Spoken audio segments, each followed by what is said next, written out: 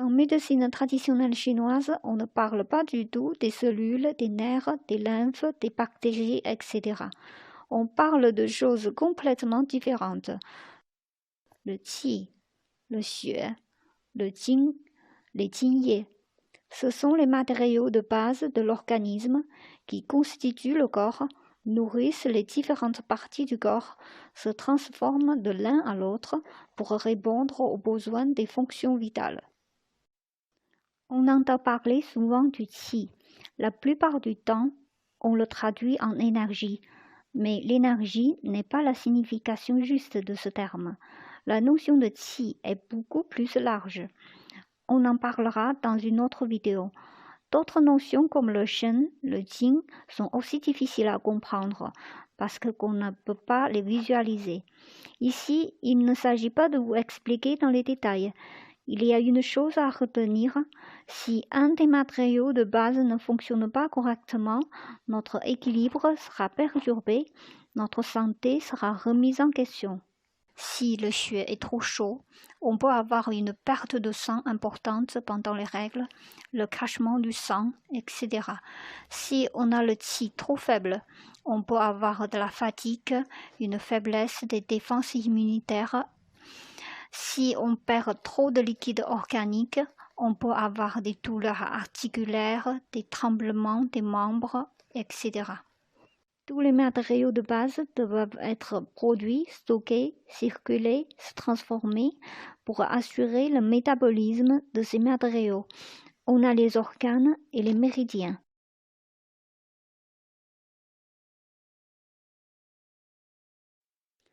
Les matériaux sont reçus, produits, transformés, stockés dans les organes. En médecine traditionnelle chinoise, on parle de 3 types d'organes. Les organes zang, les organes fu, les organes extraordinaires. Zang et fu, c'est-à-dire yin et yang, est un couple qui gouverne le même système fonctionnel et une physiopathologie de notre corps. Zang est le gouverneur, Fu est l'assistante. Ici, il faut retenir une chose. Les organes dont parle la médecine chinoise ne sont pas du tout les notions anatomiques dont parle la médecine occidentale. On a les zang comme le poumon, son organe en couple, c'est-à-dire Fu, et le côlon. On a le couple le cœur et intestin grêle, le maître-cœur et le sanjiao, le foie et la vésicule biliaire, la rate et l'estomac, le rein et la vessie. Les organes extraordinaires, il y a le cerveau, la moelle, les os, les vaisseaux dans lesquels circule le sang, l'utérus, etc. L'ensemble de ces organes domine tous les phénomènes de la vie humaine, comme la respiration, la digestion, la circulation du sang, la transpiration, les émotions, la reproduction, la croissance, le sommeil, etc. Entre les différents systèmes, on a les méridiens qui les relient pour que les organes communiquent, interréagissent et ces systèmes de fonctionnement se coordonnent. Un système ou un organe en question, d'autres systèmes sont impactés aussi. Les uns dépendent des autres pour assurer leur fonction. C'est pour ça que la médecine chinoise privilégie une approche globale, puisque tous ces organes sont interdépendants. En même temps, le qi circule dans les méridiens. Il peut entrer, sortir, se transformer à travers des points d'acupuncture situés sur le méridien, mais jamais de façon statique.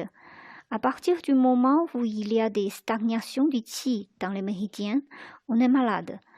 En conclusion, les fonctions vitales du corps humain sont en mouvement sans arrêt.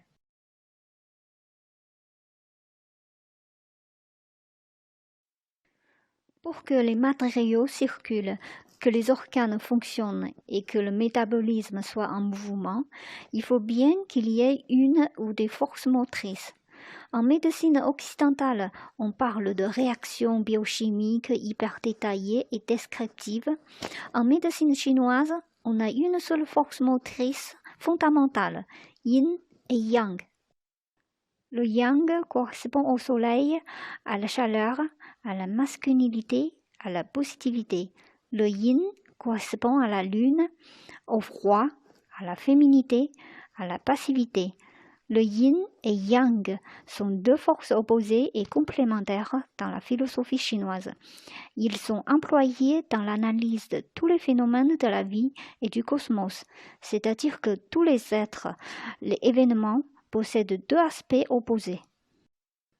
Ces deux forces sont toujours en mouvement pour chercher équilibre. En fonction de la condition extérieure et intérieure, un peut être plus puissant, l'autre plus faible. Puis la situation change, la puissance de l'un ou l'autre change, pour arriver à nouveau à l'équilibre. C'est-à-dire que l'équilibre est dans le mouvement. Il n'existe pas un équilibre absolu éternel. Ces deux forces poussent les choses à évoluer, à se transformer. Concernant la médecine chinoise, tous les matériaux de base, les organes, les méridiens, sont classés en yin et yang. Chaque élément lui-même possède deux aspects yin et yang aussi. Ces yin et yang, entre eux, cherchent toujours un équilibre, que ce soit équilibre à l'intérieur du système fonctionnel ou équilibre entre tous les systèmes fonctionnels ou l'équilibre entre les matériaux. Le résultat, les matériaux circulent, se transforment entre eux, les organes produisent, reçoivent, transforment. Les fonctions vitales du corps humain sont en mouvement, sans arrêt. Quand le yin et yang trouvent l'équilibre, le corps est en bonne santé. Quand le yin et yang est déséquilibré, on est malade. Par exemple, le qi est considéré comme yang par rapport au xue, c'est-à-dire le sang. En même temps, on distingue le qi en qi yang et qi yin. Si le qi yang est en excès, il fait subir le qi yin ou le xue. On peut avoir des symptômes comme la constipation, la fièvre, la nervosité, etc.